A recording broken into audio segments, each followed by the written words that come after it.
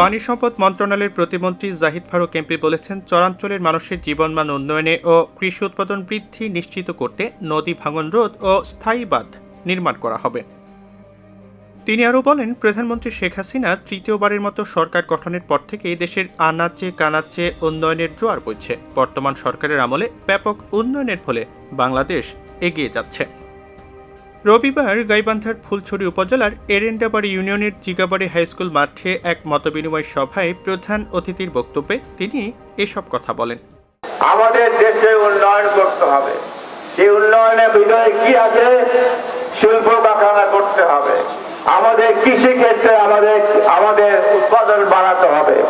কৃষি ক্ষেত্রে উৎপাদন বাড়াতে হলে, শিল্প ক্ষেত্রে উন্নয়ন করতে হলে এই যে নদী ভাঙনগুলো আছে সেগুলোকে রক্ষা করতে হবে। কারণ যদি এই সমস্ত নদী ভাঙন হয় তাহলে আমাদের যে খেতে উৎপাদনের পরিমাণটা কমে যাবে।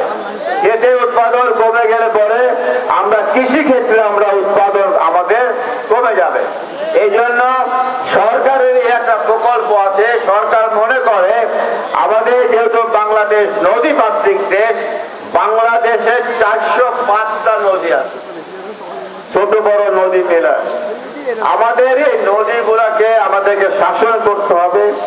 এদিন এরেন্ডাবাড়ি ইউনিয়ন আওয়ামী লীগের সভাপতি হাবিবুর রহমানের সভাপতিত্বে আরও বক্তব্য রাখেন গাইবান্ধা 5 আসনের সংসদ সদস্য মাহমুদ হাসান রিপন, কুড়িগ্রাম 4 আসনের সংসদ সদস্য মোহাম্মদ বিপ্লব হাসান, পানি সম্পদ মন্ত্রণালয়ের অতিরিক্ত সচিব বদলুর রশিদ, পানি উন্নয়ন বোর্ডের মহাপরিচালক মোহাম্মদ আমিরুল ইসলাম ভুইয়া প্রমুখ।